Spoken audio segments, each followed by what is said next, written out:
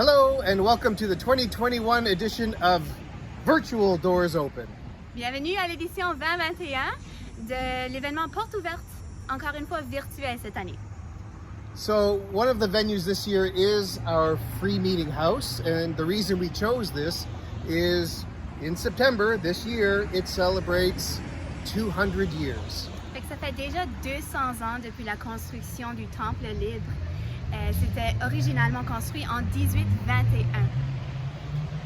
So, although it was built in 1821, what's really cool is the graveyard, the cemetery that's behind us here, that actually encircles the whole building. The whole property is an archaeological site. The oldest stone we can find, the oldest record of interment is actually 1816. So it actually predates the building. Oui, en fait, le cimetière juste derrière nous, juste derrière le Temple libre, prédate la construction du bâtiment. Puis c'est le lieu le plus ancien de sépulture de la région de Moncton.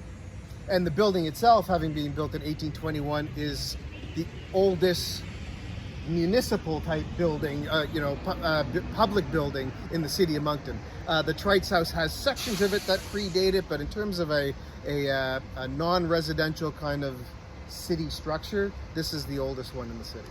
Puis on dit en fait que c'est un édifice ou un bâtiment public parce que depuis l'origine, le Temple libre a joué un rôle vraiment important dans la communauté de la région du coude. En fait, c'était pour offrir à des groupes un lieu de rencontre, un lieu de culte pour toutes les dénominations religieuses. C'était ouvert à tout. C'est pas mal inclusif.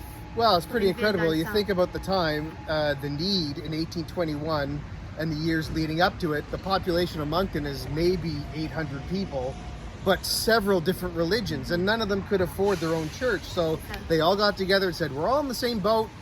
We're going to build a structure that isn't specific architecturally or symbolically to any one religion. Anybody can use it until such time as they have enough money from a growing congregations to build their own church. And really, just about every major religion in the city got their start at the free meeting house, one way or another. Beaucoup de religions ont vu leur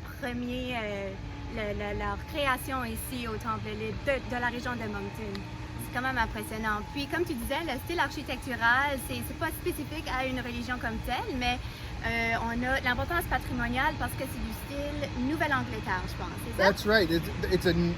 They call it, if you drive through New England, you see New England style meeting houses, which really have their root in Georgian architecture, but it's sort of a simplified version of some of the gorgeous stuff you see traveling sort of the eastern seaboard in New England, these meeting houses, but it's not a public house in that it's not a courthouse or anything official like that.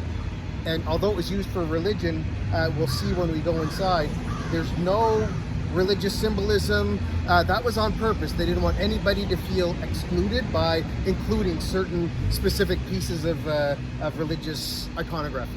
C'est ça. Puis aujourd'hui, le Temple libre fait partie de la collection officielle du musée de Moncton, la place Ressorgo. Puis on l'utilise encore comme lieu de rencontre pour la communauté, que ce soit pour des événements religieux ou laïques, comme des mariages, des événements spéciaux, des concerts. Fait que c'est encore très accessible. Mais il y a plusieurs personnes qui n'ont jamais vu l'intérieur. On passe à côté, puis c'est mystérieux quand même. Fait que... It is doors open, so why don't we take a look inside? Oui. Nous voici à l'intérieur du Temple libre. Comme vous pouvez voir, il y a beaucoup de lumière naturelle qui rentre ici. Les bancs sont dans un style assez particulier. Est-ce que tu pourrais élaborer un peu là-dessus? Yeah, so these are called box pews. Obviously, they're square or rectangular. But what's interesting is this layout is probably closer to the original than it has been for decades, maybe even a century. When there was a big project in the 1990s to sort of renovate and restore, they really made efforts to bring it back to what it originally was. But at the time, one of the congregations that had used it for a while had created just regular straight pews.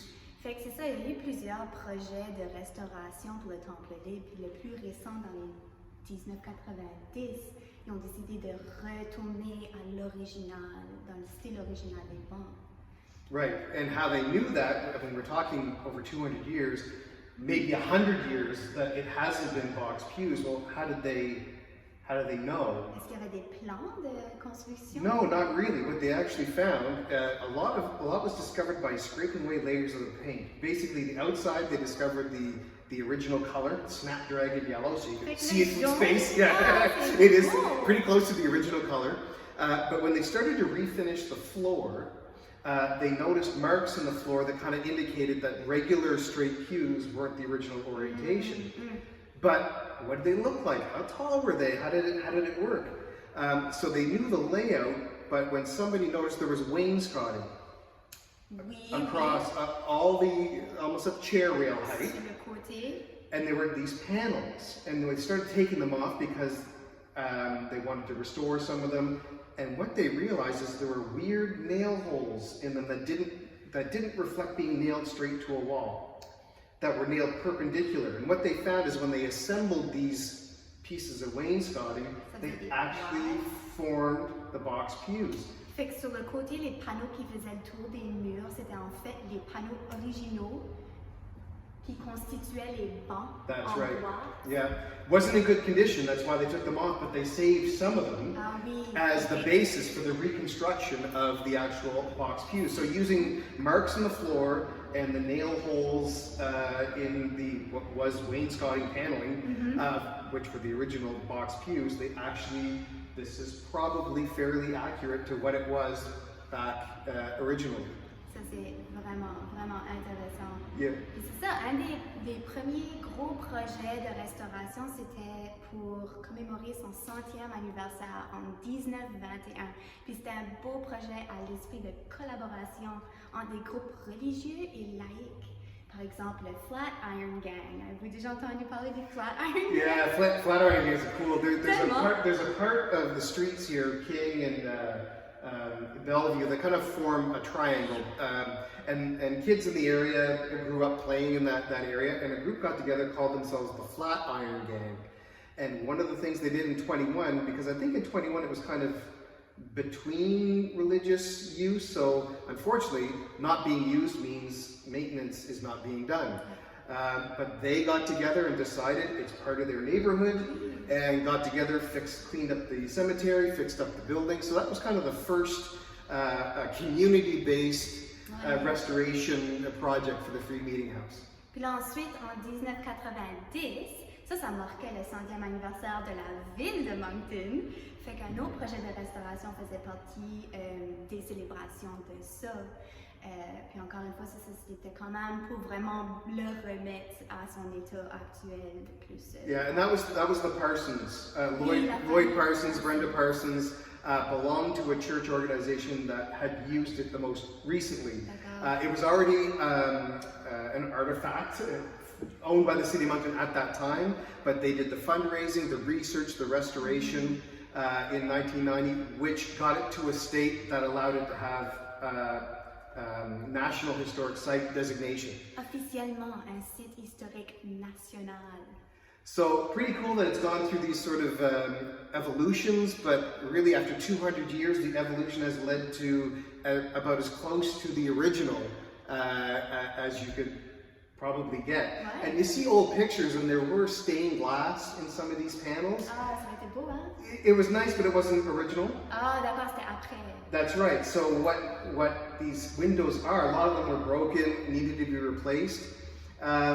Somebody had saved the window panels when they dismantled the shops, the CN shops, and the panels are the same size as the windows. So a lot of these windows are actually salvaged window panes from the CN shops. Les ateliers de CN, ça c'est vraiment, vraiment fascinant. Yeah, so it really represents a lot, and at a very prominent corner at Mountain and Stedman as people are whizzing by. Very important as a city property to maintain it, be authentic with it, and to continue to use it. Oui. Puis, en fait, l'emplacement est important parce que la rue Stedman était nommée d'après une famille qui appartenait les terrains ici, puis c'est eux qui ont donné le terrain pour la construction du bâtiment originalement. Puis, comme on a mentionné dans le cimetière, il y a beaucoup de familles importantes, fondatrices de la région. On trouve des noms comme Summers, il y a des Trites, des Stedman. Yeah, and then we actually don't know the extent of it. We did do some ground penetrating radar, some sciencey stuff that basically showed us that pretty much the entire grounds could possibly have interments. And we have some photographic evidence that there are missing stones. And there is a list from, I believe, the centennial, 1921, in the paper of, it was sort of an inventory at the time. So we use that as a starting point, but even in 1921 in the paper, they say, this is far from a complete list because of deterioration, vandalism, what have you. So 100 years later, the list is not complete, but it's more complete than it is even today. So it really, the stones you see don't represent the numbers that are interred here. C'est ça. Puis c'est peut-être pas l'emplacement exact des pierres tombales originalement.